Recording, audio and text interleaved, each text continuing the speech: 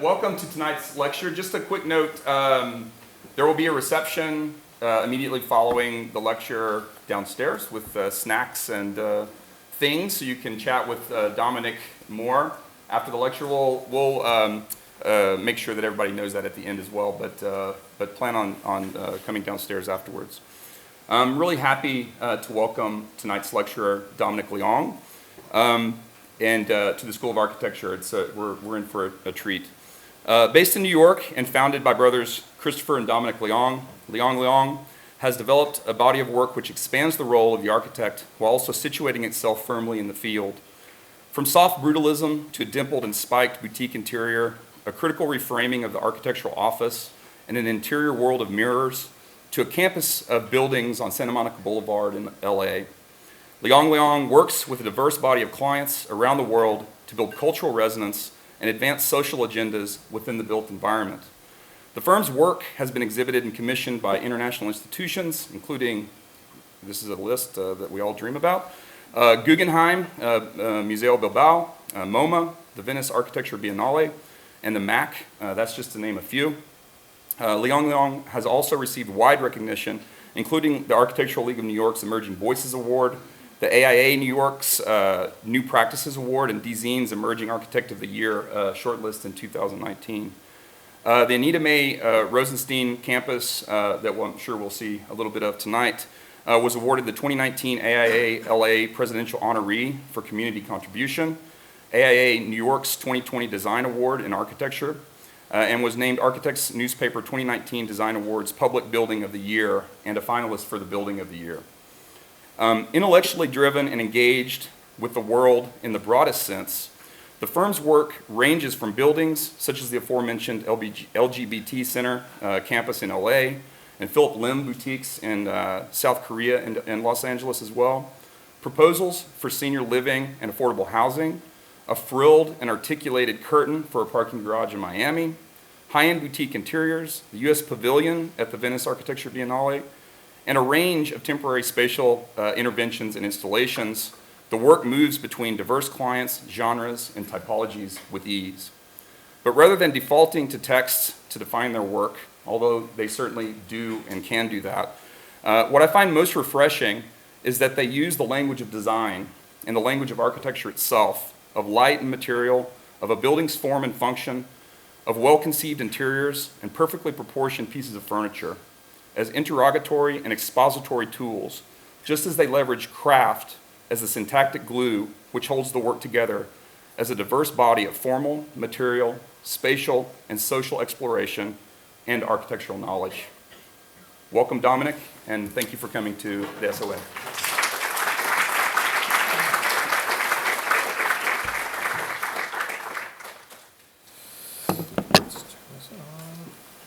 Can you hear me? Yeah?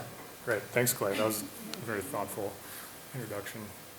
It's always nice to hear old friends reflect on the things we've been doing. So yeah, I appreciate being here and having the invitation to come and speak. I've heard a lot of great things about the school. We actually have a former student working with us, so it's good to be here. So this lecture marks about 10 years of our practice, and it's been interesting to kind of reflect on that 10 plus years, and so this lecture is a little bit about taking stock. This is our office in New York. We've been on the Bowery for about 5 or 6 years. I always talk about this photo, which is me and my brother in couples therapy, which is an essential aspect of having any kind of partnership, and has been actually, to be honest, like a huge part of the evolution of our practice as individuals and as professionals. So if you're ever in a partnership, I highly recommend that medium of exploration. And so when I was thinking about our practice in the last 10 years and the projects we worked on, I was trying to sort of take a step back and kind of look at our practice objectively and think of just this question like how, why and how do new modes of practice emerge? And also why and how do new typologies emerge? And sort of look at the stuff we've done from an outsider's vantage point. And so the lecture is a little bit of like how we started and then a few of the bigger projects that we've been working on lately. So we started in 2009, economic crash. I think the easy story was like, if we could make it now, we could make it anytime. But I think if you zoom out a little further, there's a kind of bigger story. I think it's just about our generation of architects and the type of projects and opportunities we received relative to a certain experience economy or kind of market that was unfolding at the time. So over the course of these 10 years, we've done 280 projects, potential projects. We've explored 280 of those. We've submitted 177 proposals. We've only done 18 competitions. And that, I think to Clay's point also, that we started our practice not from a kind of academic point of view, but we really tried to be engaged in the world. So we thought about how can we do installations and build projects and avoid this kind of just discursive mode of developing ideas.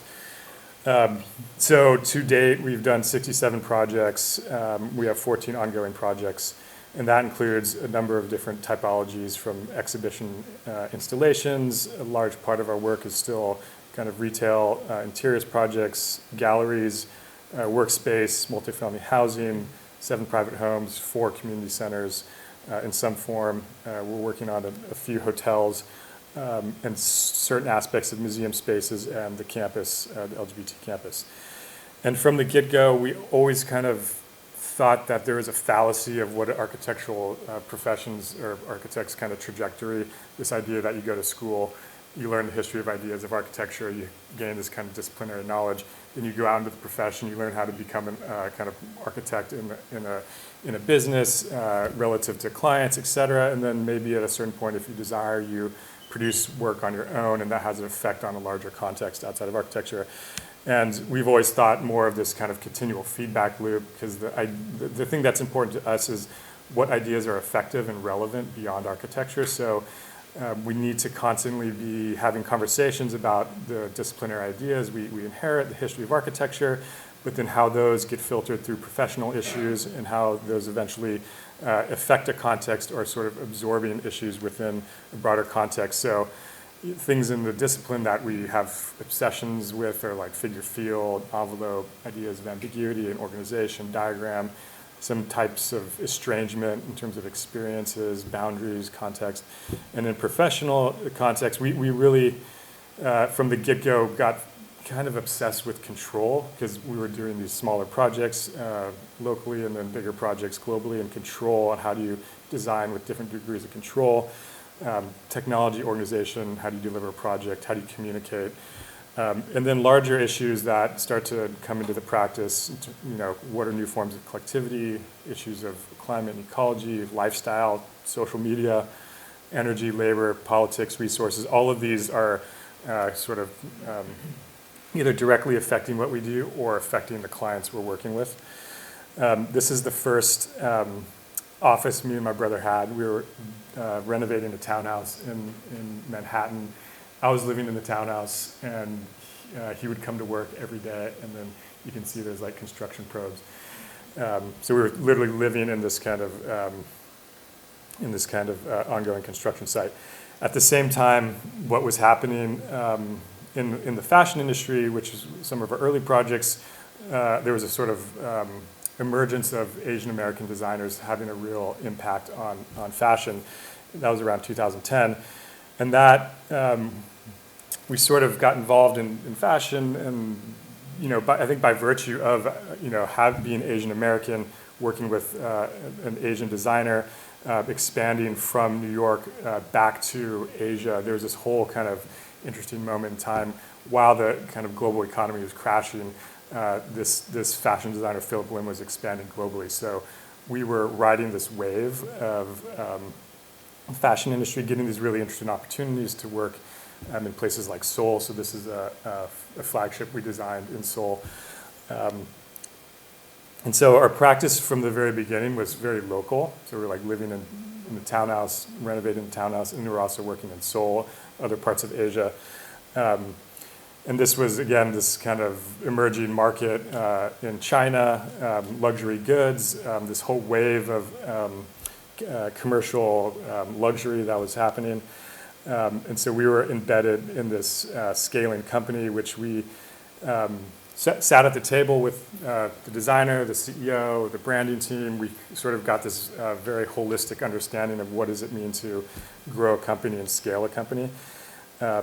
And so early on, I think even before we had any idea of like what retail design was, we designed this store, actually designed this with previous group of partners before Leong Leong, but we didn't know anything about retail, so we basically broke all the rules. It's you know, this space that you can't actually see all the clothes when you walk in. There's no windows, but that kind of naive approach to the project actually, I think, produced a pretty interesting experience. So again, like retail now, like you got to have windows. We, you know, had a very lucky, fortunate experience to work with a client that gave us kind of total freedom. And so, while the global economy is kind of crashing, capital expenditures for institutions, brands is becoming super lean. Simultaneously, there's this emergence of the experience economy, right? So you get this weird kind of like intersection of these two forces, and then out of that kind of exploding experience economy, architecture gets situated within this market as providing these temporary experiences. So you have the explosion of pavilions, pop-up spaces, right? So all of a sudden, our generation of architects isn't doing competitions. We're designing pavilions and installations. We loved it because we got to, you know, build a lot of stuff very quickly, work a lot with materials. These are some images from the Seoul store, which we were experimenting with acoustic foam and all kinds of different materials. Some of it worked well, some of it was a total disaster. But that's, you know, you keep going, you learn from it. So a number of different kind of retail pop-up installations in New York. This is a store we did for Everlane not too long ago. A recent store we did in Soho for a denim company. A lot of the issues coming up here are about experience storytelling and the kind of intersection of content and space, which I think is a kind of really a kind of prevalent conversation. So yeah, simultaneously we were working, trying to not get pigeonholed in doing kind of retail fashion. So we started working with cultural nonprofits in New York, really just kind of going out and meeting people and finding opportunities to actually build. So this is a small space, a gallery space in Chinatown that we met the gallery owner in, and then we just pitched this idea of doing this weird pink installation made out of rigid building insulation, which we cut all by hand because we didn't have any kind of rapid prototyping facility. So, you know, like, yes, in school you have access to these things and you kind of think they're always available, but when you're starting a practice, it's all about what tools you have at your disposal, which is basically an X-Acto knife and a straight edge. And finding all these different venues to kind of experiment with these kind of different materials and languages of form, and creating events and experiences. So this is what we did for the Architectural League, which was basically shrink-wrapped milk crates, or at Storefront for an architecture, which is these kind of curtains made out of vertical blinds that we found. We bought out this entire warehouse of mere vertical blinds in Ohio. And so I think the things that started to emerge from these projects is this kind of fascination with very kind of legible geometries and organizations, and then these kind of materials that start to confuse the perception or the clarity of those. So you get this kind of interesting tension between like a super clear floor plan but in kind of first person's perspective, you can't really define, or you can't really understand the boundaries or the limits of the space. So we're exploring that, that kind of interaction between materiality, perception, and organization. And then we did a bunch of galleries in Lower East Side, which are, like white boxes, like you find moments to do interesting things, trying to undo the neutrality of the white box. And some exhibition designs at Columbia for a show on housing in Harlem and Frank Lloyd Wright, U.S. Pavilion at the 14th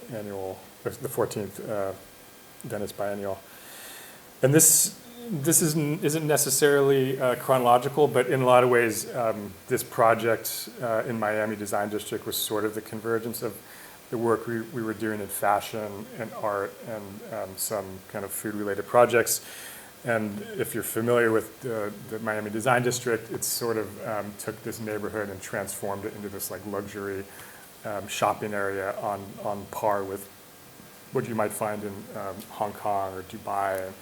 But the developer was really looking to young architects and giving a lot of different architects the opportunity to reskin a lot of the buildings. So the kind of irony of having an opportunity, but it's really only skin deep, and architecture operating as an image for this rebranding of this neighborhood. So we were approached to reskin this parking garage.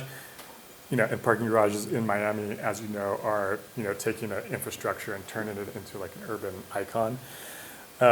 So we didn't have anything to do with actual parking garage, but the developer came to us and they said, we're going to split this thing up into 3 different facades, so it looks like 3 different buildings, and it's kind of this weird exquisite corpse. So Iwamoto Scott did the blue one on the corner.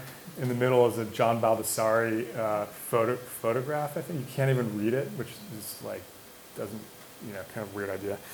And then we got the corner, which turned out to be a great site because you can see it when you're coming from the airport to Miami Beach. And again, we were thinking about how can we create this skin that operates on these different scales: the scale of the car, the scale of the pedestrian, and then when you're actually in the parking garage. So we worked with this really kind of simple idea of taking metal panels and just scoring them and cutting them and then bending these tabs. And there was sort of these allusions to like the texture of like the palm trees and the shimmering, like kind of these like metaphors of Miami. But it had a certain directionality to it, and it would move from this kind of shimmering effect and then into this super textural, like kind of almost bark-like porous skin, which essentially it's maintaining a 50% open air required for a parking garage. But the whole idea is this material efficiency, this kind of conceptual efficiency of just flat packing these panels that were laser cut, and then on site I could just bend the tabs and kind of create this texture out of them. So all this to say, we've been trying to figure out what's our practice about. I think early on we had this anxiety, like we don't have this like clear project. We're just doing things that seem interesting, and so we've through real time, like kind of evaluating what our trajectory is. And I think what we've arrived on is that our practice is really founded on I would say, kind of traditional capacities or expertise of what architects do, which is buildings, interiors, objects, some involvement in development, programming, planning, exhibitions. But a lot of the opportunities or kind of ways to expand when we're working with clients, we were really seeing how we could think as strategists, how we create narratives for our clients, how our research in academia really benefited our projects, how we think about experience, which is very different than like UX or a number of other kind of design disciplines, how that can get translated into branding, and how I think as architects who are curious about the world, we actually have interesting insights on what's coming down the pipe in terms of trend forecasting. So we realized we're kind of just doing that for our clients, and then we thought, like, this is the sort of soft edges of the discipline or the profession, and that we should really start to develop a more intentional way to capture that way to work. And essentially this is sort of our expanded model of practice at the moment, which I think has allowed us to engage in work in different ways that is relevant to, I think, just the way the world works today. So what that means for our model of practice is traditionally an architect designs, and then we figure out how to execute. We all know that's like slow and takes forever. A building can go, take from 1 to like 15 years to complete. But increasingly, how do we engage in more agile situations that require different ways to engage? So essentially, we've built out this other axes, which is essentially strategy and how that translates into experiences. And that's really kind of given us a way to work at different speeds in our practice. And I think that the critical thing about our mission statement is essentially it's sort of a blend between what we call an architectural agency and a creative consultancy. So sometimes we'll get approached just to kind of think about programming, which isn't necessarily like new to architecture, but I think it's new to, or not necessarily new, but advantageous to reframe the expectations of what a client might get from working with an architect. And so in a way, we're just trying to capitalize on all of the kind of soft skills that we accumulate working in the built environment. So I think one of the things that we're really interested in is this notion that this kind of aesthetics and social practice, or like formalism and some kind of like, idea of social agenda, they're really interrelated. And I think oftentimes, at least now, like more recent contemporary discourse, somehow they become these two camps, like you're either in social practice and activism, or you're kind of like a formalist architect. And I think there's been moments in time in history where those conversations have been more interrelated, and increasingly that relationship is really important. So in all of our work, we're kind of exploring what's the kind of social dimension of architecture, and that the idea that this quote from Bruno Latour is that the social as a concept doesn't really mean anything. What the social means is when you start to actually build new relationships. So it's that kind of act of becoming that the social starts to emerge from. So one of the early projects that we did, which was not kind of quote architecture, was we started a art publication called White Zinfandel. And the idea was that we would take historic menus. This is Gordon Matta Clark's food restaurant in the 1970s, like 72. We took that menu, and then we distributed the menu items to a whole community of artists, photographers, designers. And the idea was that they would basically free associate, produce work for the magazine or the publication. And then we would host these dinners where we'd get a chef to come in and kind of concept a menu around Gordon Matta Clark's original restaurant. And this was, in a way, what I think architecture can do, is create these kind of new social milieus, can build community, and thinking about how that really informed the trajectory of our practice. So this was in 2012. And this idea of going from an informal kind of collectivity, or building a kind of informal group of people, kind of just, it's nothing more than, in a way, having a dinner party and having a certain conversation and bringing certain people together that otherwise wouldn't be together. And this is, in a way, this kind of evolution of an informal to a formal typology, and looking at it both in terms of what we have worked on as our practice, but also how institutions evolve. So if you think of a museum, oftentimes, if you think of like the New Museum, started off as like a group of artists hanging out, trying to find an alternative space. That starts to generate a community. It needs to inhabit some kind of space. Usually it's an adoption of an existing space. The success of that community outgrows that space. More programs are generated, a desire to fulfill the mission in kind of more expansive ways. So all of a sudden, there's a kind of mismatch between the existing space and the vision of that kind of collectivity.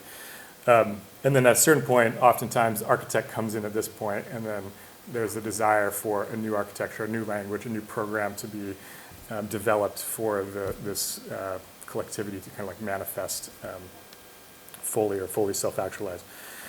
So this evolution from the informal to formal, but also the notion that these things are in constant like definition relative to one another. So the new typology starts to produce new ways of convening or gathering, et cetera, and it's sort of never-ending loop.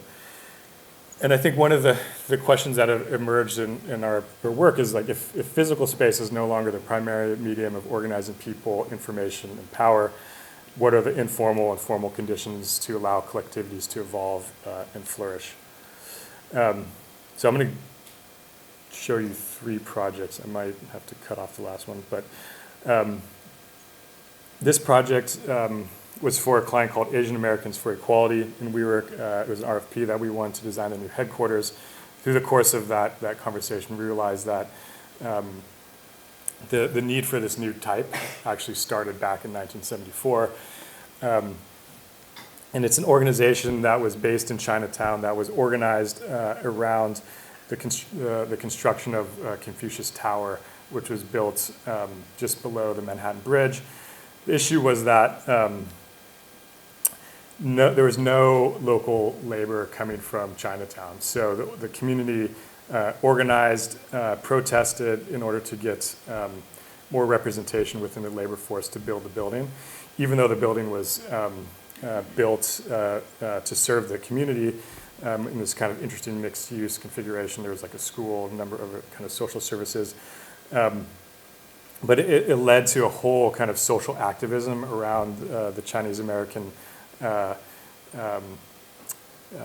of existence in Manhattan that started to develop from labor rights into affordable housing activism, which eventually led them to mandate inclusionary zoning for affordable housing within developments.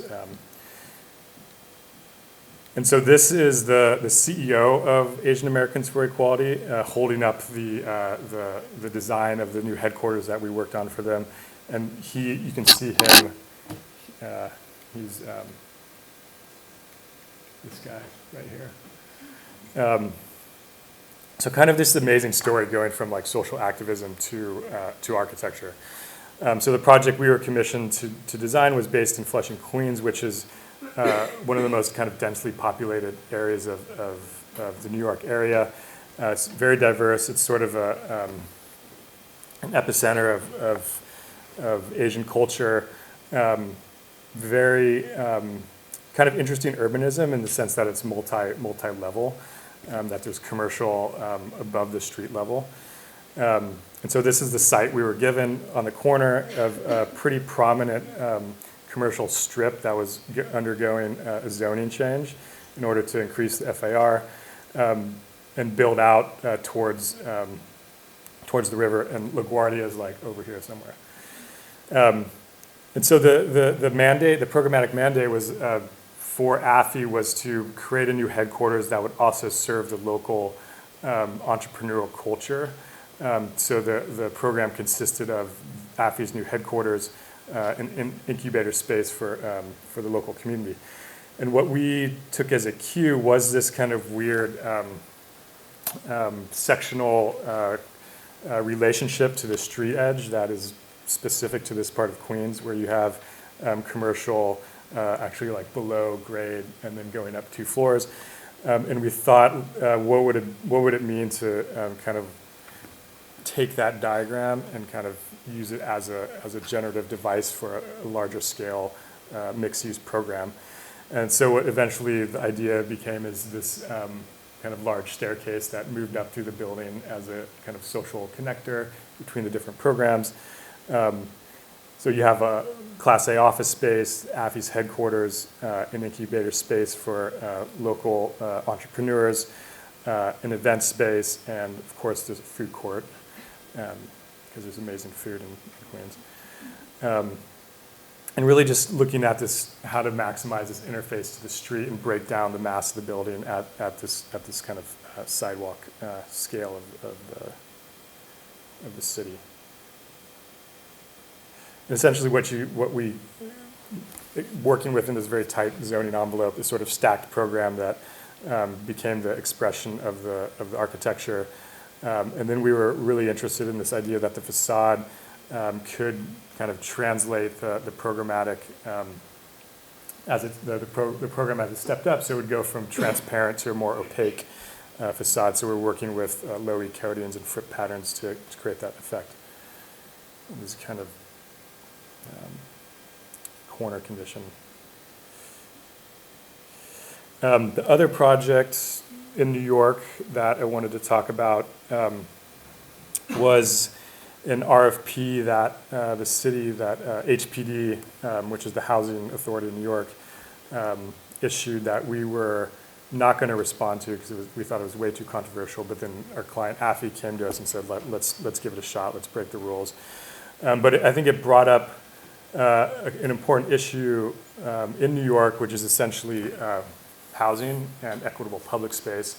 And coming off of the success of the High Line, which in a lot of ways changed the landscape of urban development for the world, I would say. Every city wants a High Line, whether they actually have a High Line or not.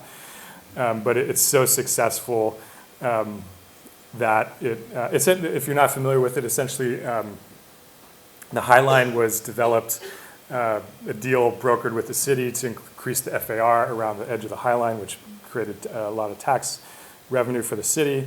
But it became a kind of like, green strip through the city, kind of changing it from kind of light industry and affordable housing into luxury housing. Things like this, the shed, the shawarma and the Chanel bag. And then I think there's a question of like who are the people at the table making these decisions, and were they reflective of the people who live in New York? So I would argue that it was a relatively homogeneous demographic of people making the decisions.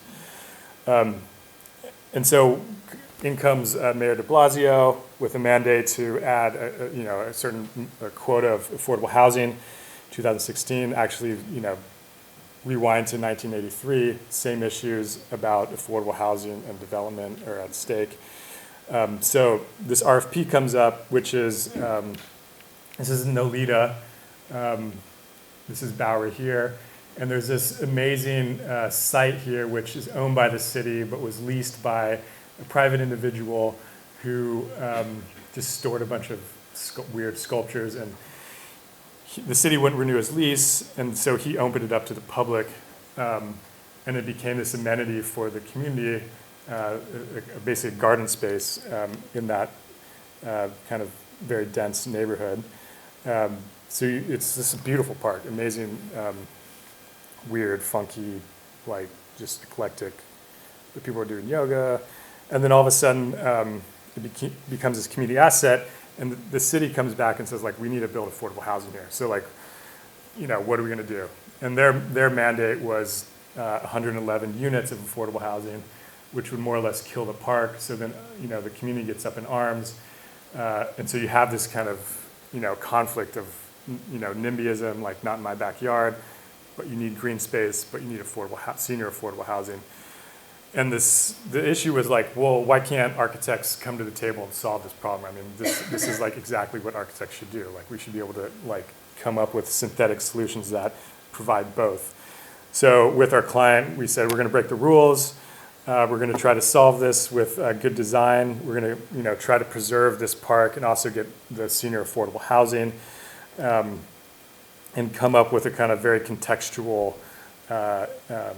building that related to the tenement housing.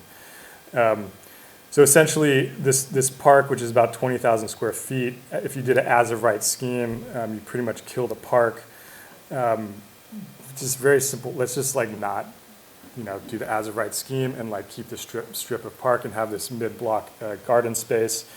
And then we just kind of chop that volume up to relate to the proportions of the tenement block. And then we start to move those volumes up to create a ground floor that connected to the neighborhood, and just modulate the volume and put some roof gardens on top. So essentially, on the left, you have the as-of-right scheme, and then our proposal, which broke some rules in terms of the street frontage. And so we made it really far. We actually had a meeting. The HPD was like, just give us an argument. We got to take this to the mayor because that's the only way it's going to get approved. We were really excited. Storefront for an architecture was going to take the bottom space and open up onto this garden. We're like, this is a no-brainer. The city's just got to give us the green light. And we're only, we're losing 20 senior affordable units, but we gain back, 10% of the open space, and everyone wins. So the scheme essentially also connected to another affordable housing project to kind of create a green network in that U-shaped building below.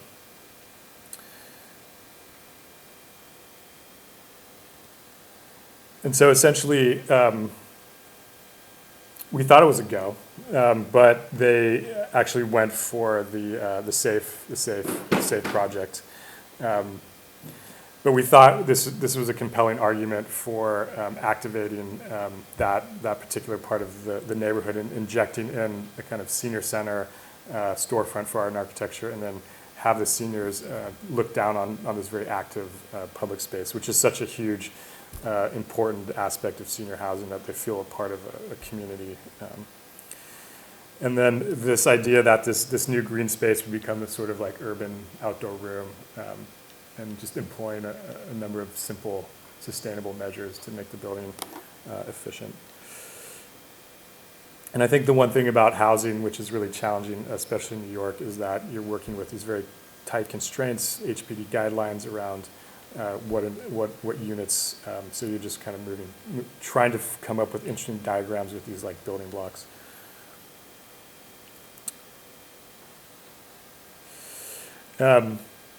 So the next project is the LGBT campus, and I think this really gets to this one example of how new typology emerges, and going from this kind of informal organization or collectivity to a new type. So in 1969, the LGBT community identifies Stonewall oftentimes as the moment that that movement became a thing. But it is, there's other instances that happened before. So if you're not familiar with this, there was a bar that was raided, and that in New York, and that resulted in protests against the police. And then in 1959, Cooper Donuts was another LGBT informal convening space, which was also subject to a police raid. And then as a result of this, there were a number of protests that happened over the course of the next 10 to 15 years.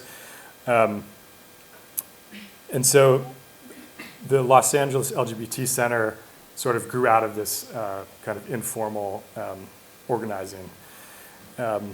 And we were interested in this, how architectural types or spaces were used at different moments in this evolution. So these are liberation houses, which was one of the first spaces providing social services to the LGBT community, specifically in Hollywood. And then as it evolves, the organization starts to take on more infrastructure and use like an old office building. And then I think in the mid-90s, they buy this administrative building, which becomes the new headquarters. So we were invited to this competition in 2014. We actually didn't make the RFP because we didn't have the qualifications, but we felt that whether we won or not, this project was such an important thing to think about and just put out in the world, that we just pitched anyway. And we ended up winning the the project, which we got a phone call and we were just totally surprised and we're like, are you sure you really want to work with us? This is crazy. But we just felt so strongly that it was really a unique situation. And I think a huge part of the mission of this organization is centered around youth. And an interesting reality is that there are a lot of homeless youth in America, 1.6 million. 40% of those homeless youth are LGBTQ. That is about 640,000 homeless LGBT youth in America. Specifically in Los Angeles and Hollywood, there's about 3,500 homeless youth. And you intersect that with affordable housing crisis in Los Angeles. It's actually, this graph is showing how poorly LA is doing in terms of providing housing. In the center, this new project tries to bridge that gap in a way. And a number of reasons why LGBT youth are homeless, essentially different degrees of abuse and neglect, or just the fact that they're not seen by their families, so they seek out different situations. And so the center, their mission statement is essentially to provide social services to the LGBT community. The pillars are education, culture, wellness, and also housing. So the center, which started over 50 years ago, essentially provides these different pillars.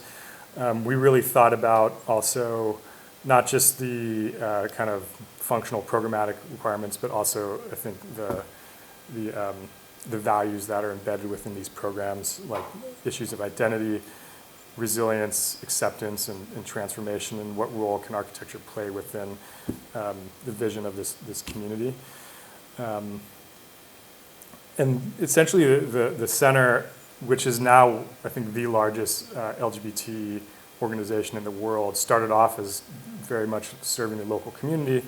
And the mandate for this project really sort of pushed them into this space of being a global leader and an epicenter in a way. So the current, or at the time in 2014, the center had a number of facilities, senior housing, pharmacy, administrative services, a youth center here, a kind of cultural venue which had theaters and galleries, and then a HIV testing clinic, health clinic over here. And the idea was that this new campus would consolidate all of these, or most of these programs onto a single block. So they, through a kind of behind the scenes lobbying, they were able to purchase this lot here from the state for about $12 million, which is just across the street from the Village at Ed Gould, which is the kind of cultural venue. And the project really had the opportunity to kind of connect these two programs and think about urbanistically what could be achieved with this campus. So the existing project, or the existing building, is this kind of municipal call-in center, which was demolished. And I think one of the things that came up, more so like after this project, I don't identify as queer, and so for me personally, there was a lot of just thinking about what does it mean to work on a project for a community that I don't immediately or am a part of, and I think architects do this all the time. But in this case, it was particularly just meaningful to really think about what does that mean to create architecture that cares for others, and that our agenda wasn't about queer theory, queer aesthetics, or some kind of academic speculation on what this should be. We were really just thinking about how buildings can be responsible to people. So I think oftentimes this kind of gets confused where we judge buildings according to a theory, but actually I think buildings are responsible to people. And so this is not an architecturalization of queer theory, it's a building to care for and support queer communities. And so through this process, we did a lot of research. We went to the Harvey Milk School in New York which was actually really kind of important experience, because this school was designed specifically not to look like a high school, because a lot of the youth that were coming here were trying to escape these environments of abuse, and the idea that a new space could offer a new opportunity to experience community in a different way. It's not necessarily a great picture because it still looks like a hotel, or sorry, a high school, but the plan layout is actually pretty unique. And I think for us, it was this idea that architecture matters, actually, that aesthetic experiences, that how we design space can create new opportunities for how we relate to each other and relate to ourselves. The other thing we noticed is that a lot of these projects historically have been renovations of existing buildings, in which security was such a huge part of it. So you have a lot of very opaque buildings that are not inviting, and for very good reason. Having a kind of discrete way to enter and exit this facility is actually really important. But we thought about this. This is Maslow's hierarchy of needs, which essentially talks about how one can have your needs met from very basic levels of just safety, security, physiological, eating, food, to a sense of belonging, to a sense of building self-esteem. And then the idea is that if all these needs are met, then there's some kind of self-actualization, that we meet our full potential as an individual. And oftentimes, I think architecture is sort of placed at the pinnacle of this. Designing a museum, sort of, if you map this onto society at large, that architecture is supposed to represent this kind of self-actualized civic identity, but really that architecture should address it more as a hierarchy of needs, and architecture can operate at all these different levels. So the program was actually very complex. There was a youth center,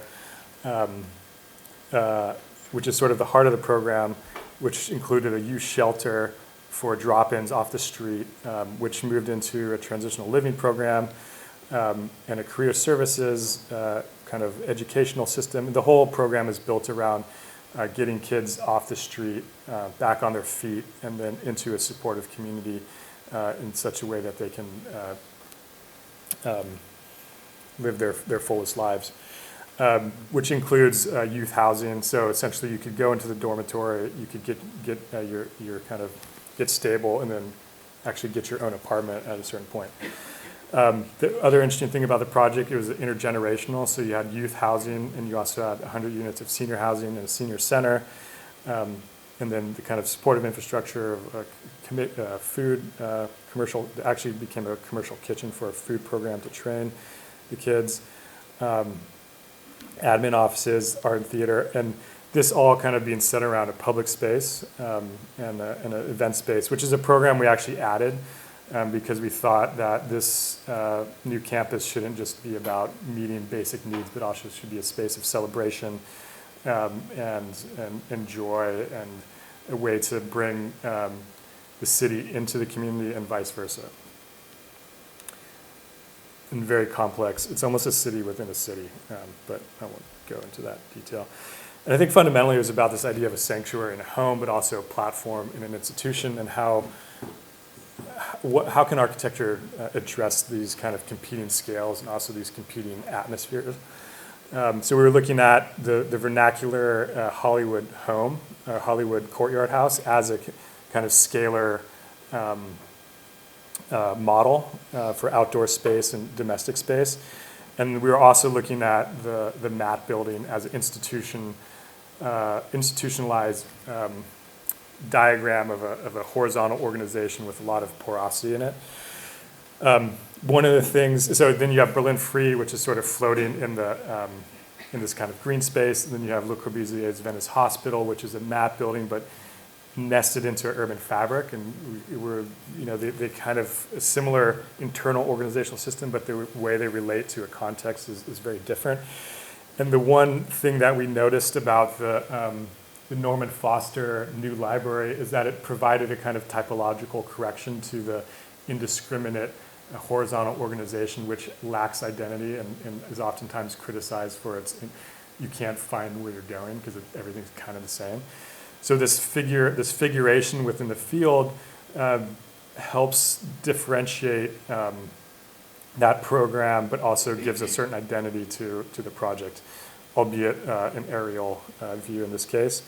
But we were thinking about how this functions similar to these Gestalt diagrams of like figure field oscillations, and that the void spaces were indistinguishable from the kind of solids, and you get this kind of ambiguity between solid void.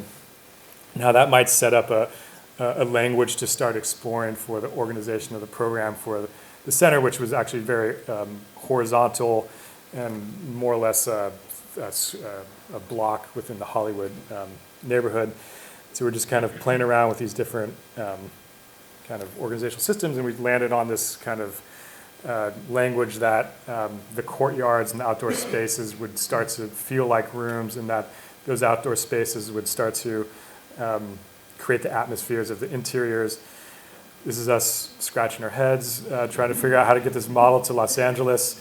And I think it's an important side note because it was a total leap of faith. We literally spent like 3 months with like 3 interns with no expectation that we were going to win, but it was just like full commitment, and it was just kind of an amazing journey to go on with our team. And this is the original scheme that we presented, so you can sort of see the programs become these figures, and then there's these voids, and there's all these different entry points and different scales.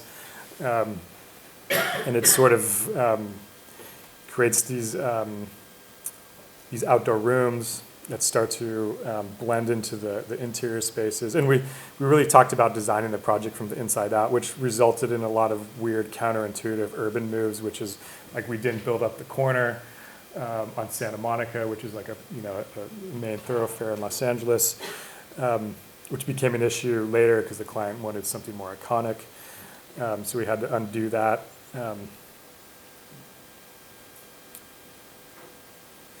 And the biggest move in the project is how we dealt with the parking and how we dealt with the open space. So we wanted to avoid this monolithic courtyard open space, and we wanted to create this more porous urban form that would be more scaled to kind of the sidewalk and create more points of entry. And so instead of doing a podium parking, which is pretty typical for cost reasons in Los Angeles, which basically you build the building on top of the parking, which detaches it from the city, we almost naively suggested that we should submerge the parking so we could connect the building directly to the sidewalk and create a more human scale building. That ended up being a huge cost factor, but it set up the whole kind of concept of the building to catalyze the neighborhood. So you can see the plan evolved. It got very dense over the course of a year when we started reprogramming. But essentially you have the senior housing, senior center, the event space, the youth center here, all the supportive services for the youth services, dormitories, and then a coffee shop, and then the youth apartments across the street. There's 6 different entry points for the different users, which was a huge thing, because in a way it was like utopian, let's have seniors and youth hang out, but then in reality there's a lot of kind of complicated issues with that in terms of providing safe and secure spaces for different people in the building. So essentially the program became this kind of expressive building form that was very porous, and you can see how the building kind of modulates the kind of institutional scale, then drops down to a single story to be more of a kind of domestic scale. So you get this kind of like modulation along the edge. This is the entrance to the youth center. Providing a safe outdoor space was such a huge aspect of the youth center because these kids living on the street don't actually have safe outdoor space. So the idea was that the courtyard would be the first space that they entered. So you can kind of see how the original language evolved, became more dense, but we still maintained these courtyard spaces, which buffered the different programs, but also brought light deep into this pretty wide floor plate. And then we originally were trying to actually close the street and connect the new plaza to the cultural building across the street.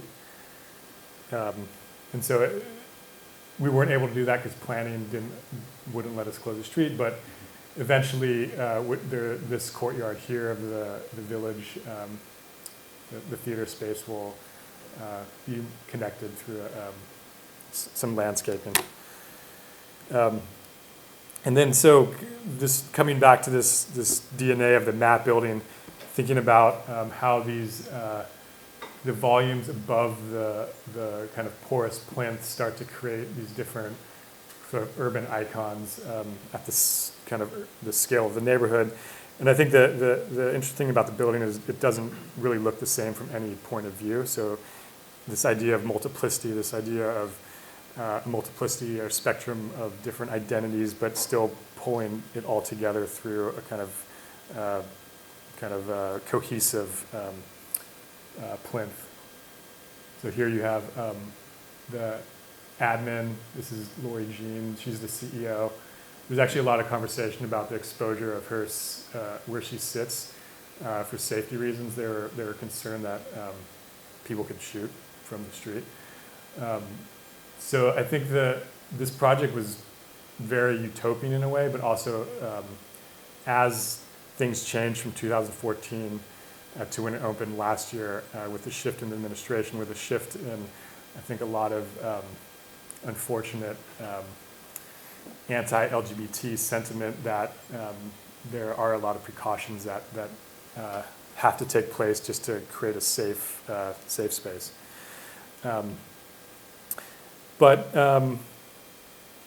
Yeah, so I think you can kind of see how the building starts to animate itself at different scales, and there's these are anamorphic projections that cut through the frit pattern. So if you stand in 3 locations, they align into perfect circles, which is sort of a nod to the nickname of the center, or the LGBT center is called the center. This is the entrance to the youth center. So the location of the windows is very specific to provide a sense of openness, but also protect privacy of the youth center. So the building is always kind of opening up and closing down in different ways in different parts of the building for the program. And this is the event space, the flex space that we added to the program. So it opens up directly onto the plaza. And there's a roof deck on top, which is actually a revenue generator for the organization because they can rent it out for events. And this is the sort of multi-purpose space, town hall, event space that has a kind of heritage, a timeline of the LGBT center. And it's worked really well. They've been doing like hosting the debates or different wellness programs like yoga. And these doors open all the way up onto the plaza and just create this kind of like fluid indoor-outdoor relationship, which is kind of the amazing thing about doing architecture in Los Angeles. And so this is just an example of the interior courtyard and how one of them that just sort of becomes part of the atmosphere. The plants aren't that lush at this point, but hopefully they grow in another courtyard. And this is looking down into the youth center courtyard here, and the admin up here. The roof deck looking out to the Hollywood Hills, and the green roof for gray water. And so currently under construction is the senior housing, which is located here, and the youth housing that's located here, which should be done at the end of this year. So you can see the footprint here. And it was actually a pretty complicated development scenario. Even though it's a separate lot, the parking structure is continuous all the way through. It's a complicated partnership structure with affordable housing developer. And also, I should say, we were in close collaboration with a local architect named Christopher Fleming to help develop the overall program, but also the affordable housing component. And so this is just an image of the senior housing, just trying to break down the mass with these alternating balconies and the curving mass. Yeah, I mean, housing's tough. It's really lots of constraints. And then the youth housing across the street, which has 24 units. So essentially, once the clients, the youth clients, go through the program, they can participate in a lease program, which sort of simulates a certain level of autonomy while it's still being connected to the organization. And just some shots of the housing. And so this, just to kind of like come back to this idea, this notion of the informal becoming the formal, and that new typology that starts to emerge out of that process. I know I'm kind of out of time. I'll just go through this quickly. This diagram is something that we think about in terms of architectural practice, which is time moving in this direction, complexity increasing in this direction, technology creating this exponential curve. So you have like Moore's law and network effects, creating this sort of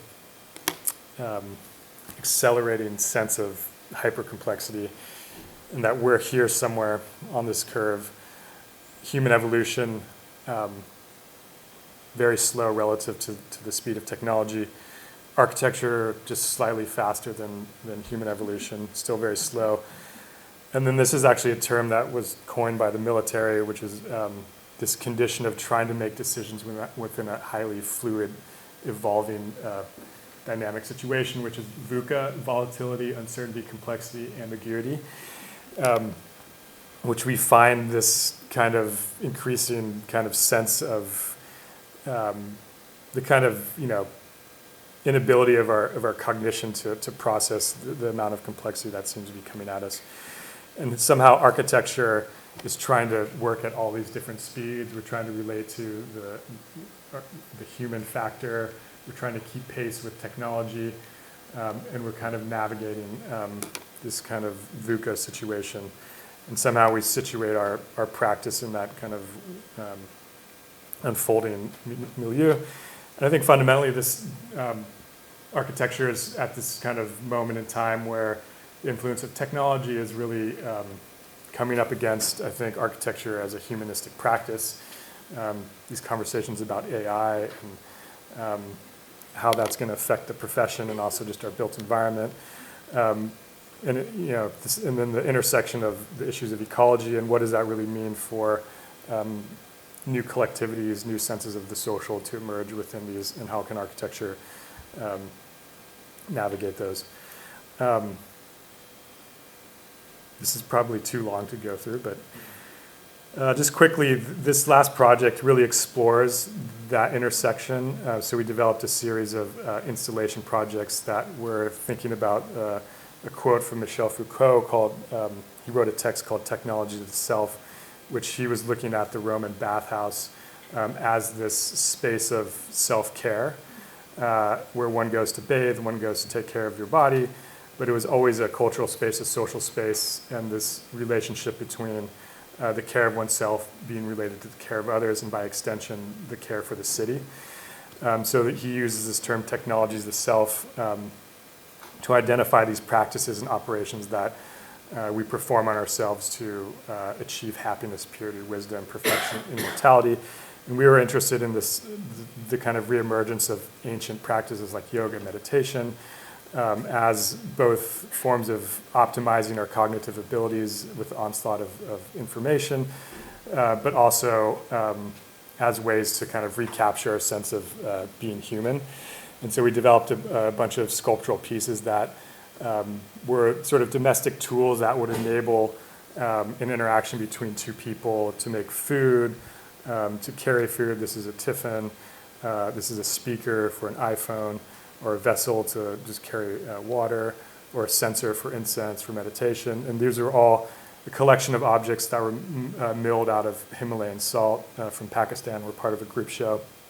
And then we went on to develop a sound meditation space that actually had a sound sensor that would translate ambient sound into like a dynamic sound cloud as a kind of meditative space, but also a space of play. It was all built out of foam rollers, like exercise rollers. And then thinking about how that would translate to furniture that engages the body, that can be both for meditation, you can flip over, you can stretch on it. It's basically like a fancy yoga ball. And so we're interested in these kind of new typologies of furniture that might exist in athletic spaces, and how those might translate into a domestic space, and rethinking the domestic space as a collection of objects that allow us to explore these technologies of self. And then we moved on to a float tank as a rethinking of a bathtub. And so the float tank was designed for exhibition in Bilbao at the Guggenheim. And if you're familiar with the float tank, it was invented by John C. Lilly, who was a scientist who was taking psychedelics, and he wanted to explore his own consciousness, and he wanted to create a sensory deprivation chamber where he could isolate the effects of the chemicals on his brain and his consciousness. So we were compelled by that as a technology itself. So we designed this float tank, which I actually floated in the Guggenheim, which was, part of the reason I was just like, I just want to float in a tank in the Guggenheim. And then the most recent project, which I'll end on this one, was a group show at the MAK Center curated by Mimi Zeiger, rethinking the domestic binaries of indoor-outdoor, masculine, feminine, clean, dirty. So we thought about the MAK Center as this interesting indoor-outdoor, this is a Schindler House on Kings Road, that has these kind of amazing outdoor spaces that almost feel like outdoor rooms, and that this hearth, what would it mean to make food outside, to sort of start to confuse the relationship of inside-outside and what's clean and what's dirty. So we were thinking about fermentation as this practice that an ancient practice that people think about in terms of their own health, but also optimizing their biome, which is connected to your brain, and like all of these kind of practices that we seem to be rediscovering in different ways. So we wanted to design a series of fermentation vessels that over the course of 4 months, we would work with fermentation experts to ferment a few things, and then we'd have a tasting at the end of it. So let me play this.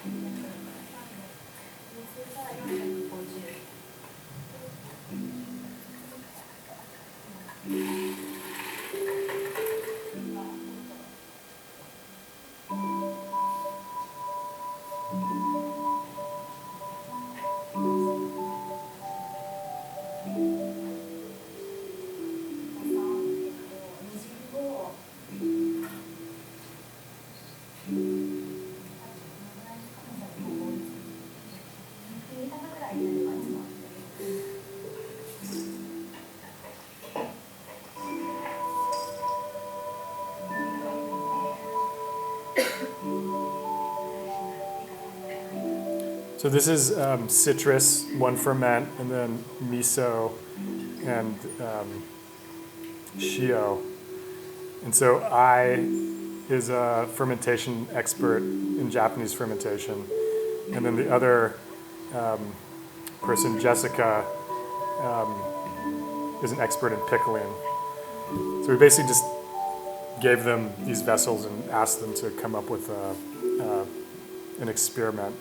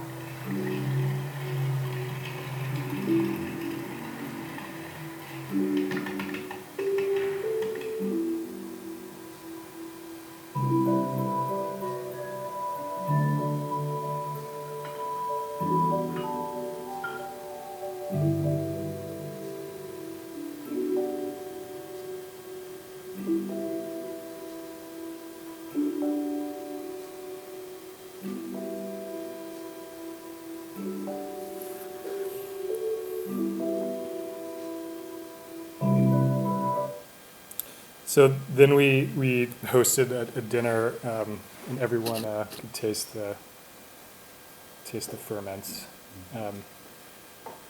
So just one last thing. I just wanted to end. I was thinking of this idea that it's really hard to make a manifesto for architecture, but maybe it's easier to make a manifesto for how to think.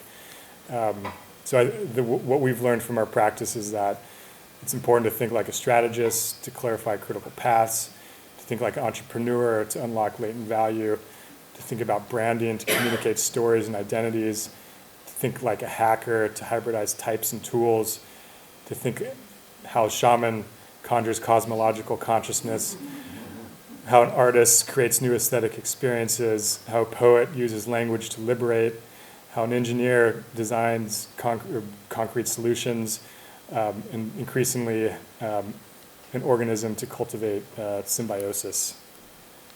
So that's it. Thanks.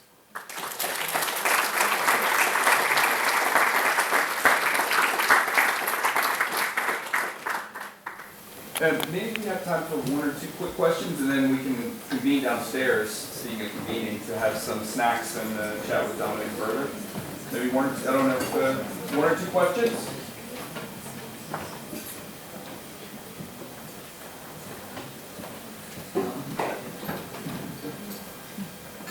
Okay. Well, we can meet up downstairs and make sure that you ask Dominic questions. I have a million, so thank you. Yeah, thanks.